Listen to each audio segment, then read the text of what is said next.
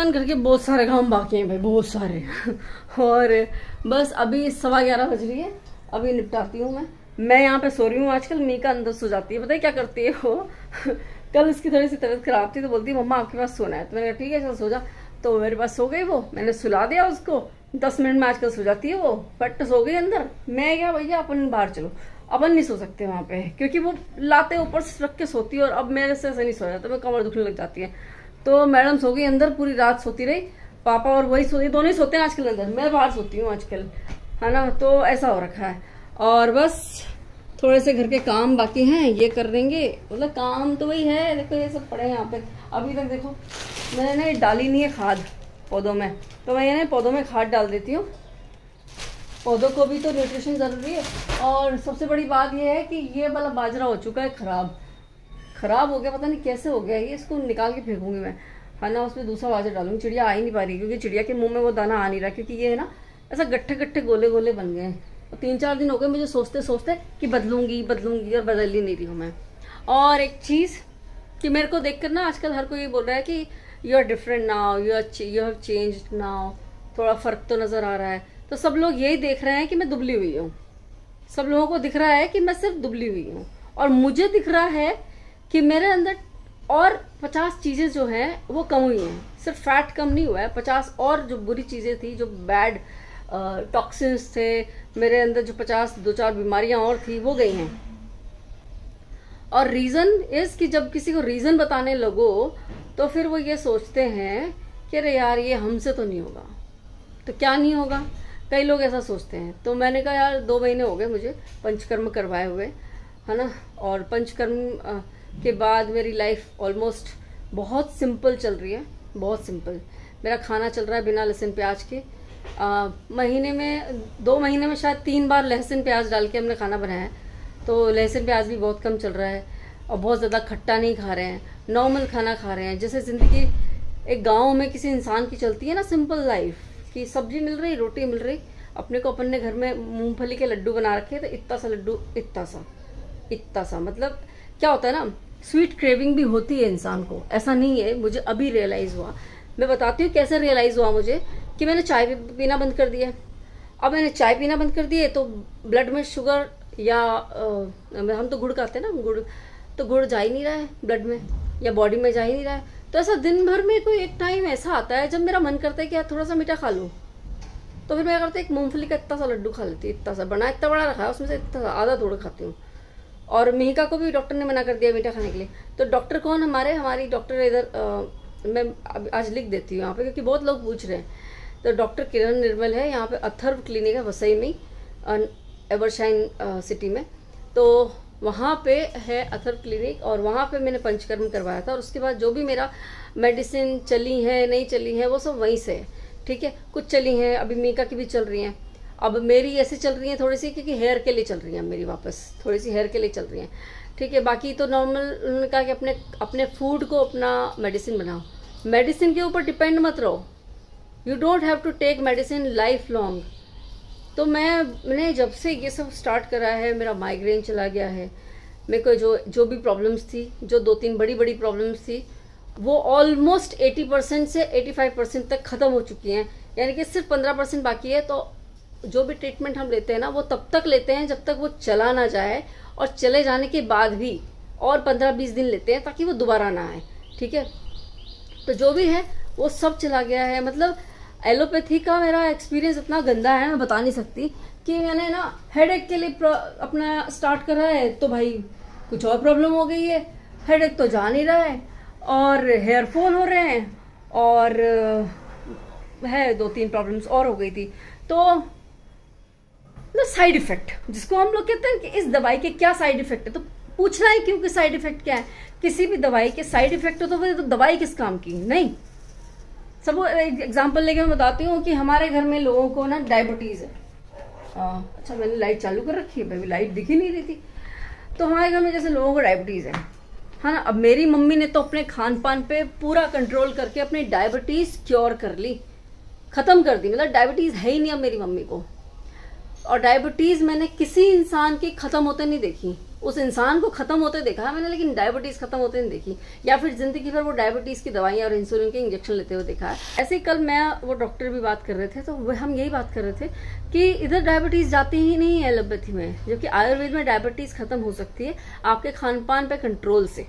अगर आपने खान पान पे कंट्रोल नहीं करा ना, आप एक इंसुलिन का इंजेक्शन ठोको, फिर 2 ठोको, फिर 3 ठोको, फिर 4 ठोको, और फिर फाइनली तो कितने इंसुलिन लोगे आप, है ना। तो इट्स बेटर कि आप अपने आप को ही बेटर बना लो ना, अपनी बॉडी को अच्छा बना लो। तो जो भी मेरे से पूछ रहे हैं ना कि you are looking different, you are looking better, तो it's not just from outside. मैंने अंदर से पूरा काम किया है, पूरा अपना सिस्टम को ठीक किया है, रीसेट करा है। जो मैंने इतने सालों से जो कचरा खा के ना अपनी गंदगी जमा कर रखी थी ना बॉडी में, या हम लोग सोचते हैं ना कि एक्सरसाइज करेंगे तो टॉक्सिन निकल जाएंगे, हम लोग 4 दिन व्रत करेंगे तो टॉक्सिन निकल जाएंगे, ऐसे नहीं होता है। आपको फिर बंद भी करना पड़ता है चीज़ों को। अगर आपने कर लिया तो उसके बाद आपको इन पे कंट्रोल भी करना पड़ता है। कितने एक्टर एक्ट्रेसेस को हमने देखा है ना, वो केक भी कट रहा होता है तो दे डोंट ईट, वो मिठाई नहीं खाते। वो आलिया भट्ट का भी interview, sugar is bad, sugar is bad. हाँ, सुनील शेट्टी का भी दिखा, मैंने 20 सालों से कोल्ड ड्रिंक को हाथ नहीं लगाया, काजू कतली को हाथ नहीं लगाया। हाँ, लगता है लोगों को आश्चर्य लगता है कि कैसे नहीं लगाया यार काजू कतली को हाथ, नहीं लगाते यार, जरूरी नहीं है इतना, बिल्कुल भी जरूरी नहीं है, कोई जरूरी नहीं है। घर में बना लो, थोड़ी सी खीर वीर बनानी है, कभी मन कर जाए तो खा लो, पर जी काजू कतली है। मैं खुद जब कभी हलवा बनाती हूँ, नाउ आई वंडर कि भाई उस हलवा में कितनी शक्कर डल जाती है, और इतनी शक्कर डलने के बाद वो जस्ट अच्छा लगता है, मतलब पर इतना मीठा नहीं लगता है कि अपन सोचे कि आधी चम्मच 2 चम्मच से हो जाएगा काम, नहीं, सब हलवे में लग जाती है ना शक्कर।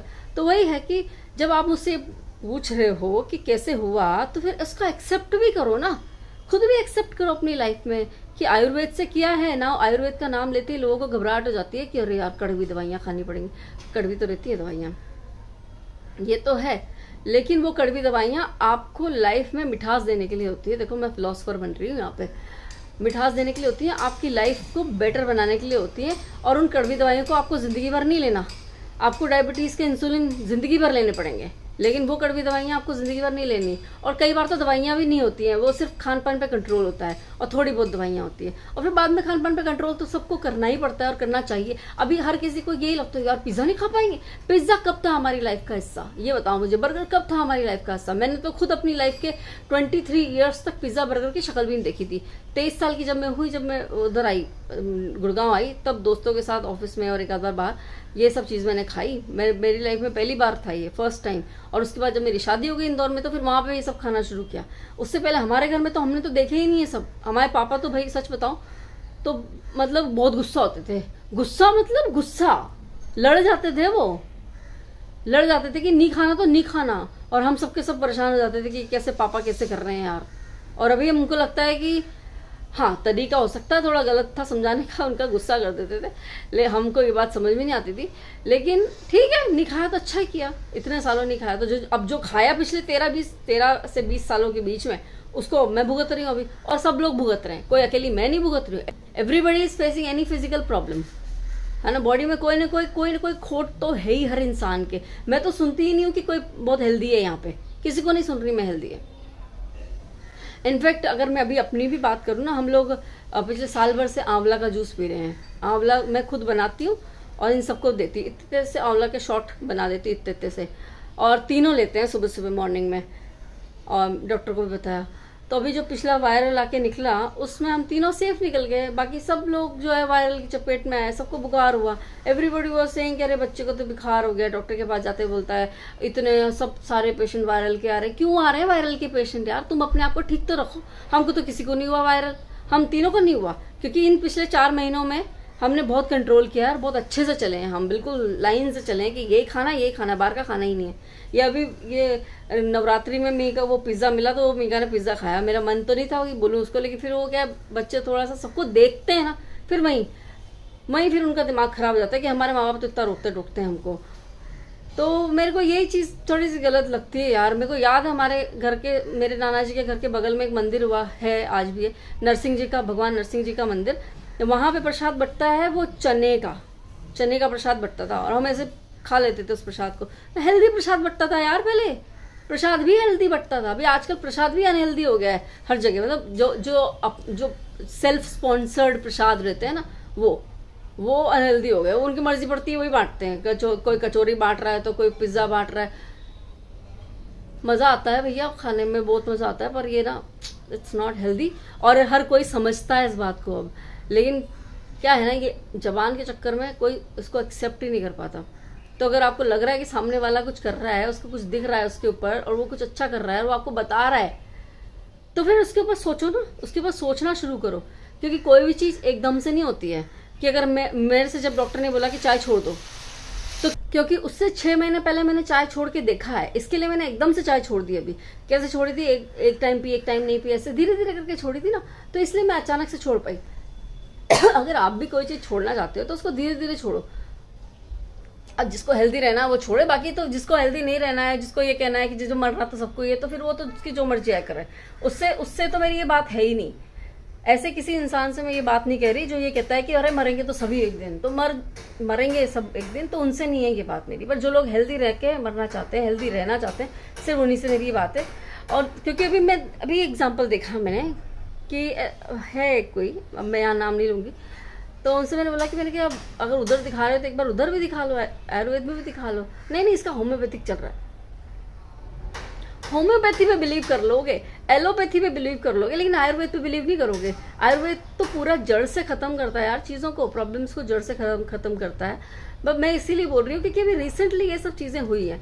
मैं मोस्टली मेरे ब्लॉग्स में यही सब रहता है, क्योंकि जो मेरी लाइफ में चलेगा वही रहेगा। लोगों के इतने ब्लॉग्स देखती हूँ, वो कचरा ही खा रहे होते हैं मोस्ट ऑफ द टाइम। मैं आई पीहू का भी ब्लॉग देखती हूँ, मेरी मीहू देखती है, कोटा की है ना वो देखती है। वो एक डब्बे एक बॉक्स में कुछ खाना रहेगा, फिर दूसरे बॉक्स में कुछ खाना रहेगा, and both are unhealthy food. कोई हेल्दी और अनहेल्दी फूड मैंने आज तक उनको खाते नहीं देखा, कभी नहीं देखा उन बच्चों को। और वो बच्चे एग्जाम्पल बनते हैं बाकी सब बच्चों के लिए।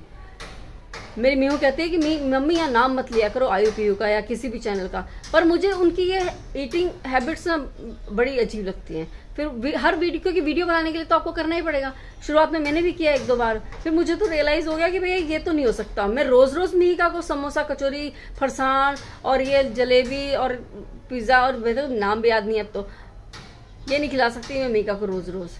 तो जितना हेल्दी रहना है रहो, अपने बच्चों की जैसी आदत डालोगे ना वैसी ही आदत डलेगी। हमने भी मीका की शुरुआत तक 5 साल तक ना उसको कभी चॉकलेट नहीं खिलाई, केक नहीं खिलाया। 5 साल के बाद फिर वो बर्थडेज में जाने लगी, फिर स्कूल में चॉकलेटें मिलती हैं। मेरी बहनें आ गई भाई, वो इतने बड़े बड़े चॉकलेट, इतनी सारी चॉकलेट आती हैं। अब US से चाचा चाची लोग आ जाते हैं, वो इतनी चॉकलेटें ले आते हैं। फिर क्या ही करेगा बच्चा, तो खानी पड़ेगी उसको, क्योंकि दिखेगी तो खानी पड़ेगी। हाँ, बांटने का तो कोई इंटरेस्ट होता नहीं है उसको। तो मेरा कहने का सिर्फ इतना मतलब है कि ये तो प्यार है सबका, वो एक अलग जगह है, कि लाते हैं वो एक अलग जगह है। बट अगर प्यार दूसरी चीज़ों में दिखाते हैं, ऐसा नहीं, वो बहुत गिफ्ट्स भी लाते हैं उनके लिए, और वो चॉकलेटें भी साथ में होती हैं। भाई गिफ्ट ले आओ, यहाँ पे उन सबसे है, मेरी बहनों से और मेरे देवर देवरानियों से भी गिफ्ट ले आओ भाई, चॉकलेटें मत लाओ बच्चे के लिए, सीरियसली। और अपनों से ही नहीं, मैं सबसे ही है कि किसी बच्चे को गिफ्ट में दो ही मत यार, चॉकलेट मत पकड़ाओ उसके हाथ में, चॉकलेट मत दो उसे चॉकलेट। मेरा तो ये कहना है। मतलब शुरुआत में तो अच्छा लगता है, लेकिन धीरे धीरे जब समझ में आता है ना कि ये बच्चे के लिए मतलब जहर बन रहा है, ये जहर ही है वो एक्चुअली। अभी मीका को जितने एक्नेस हो रहे हैं ना, डॉक्टर ने सबसे पहले उसका मीठा बंद कर दिया, बोले मीठा नहीं खाना बेटा अभी। अब मीका ने जैसे ही डॉक्टर ने मीका को बोला कि मीठा नहीं खाना बेटा, मीका का दिमाग खराब। घर आके उसका बोले कुछ भी नहीं खाना मम्मी, दिवाली भी आ रही है मम्मी, मेरा बर्थडे भी आएगा मम्मी। मैंने कहा थोड़े दिन रुक जा, थोड़ा थोड़ा खा लेना, ज़्यादा नहीं खाना।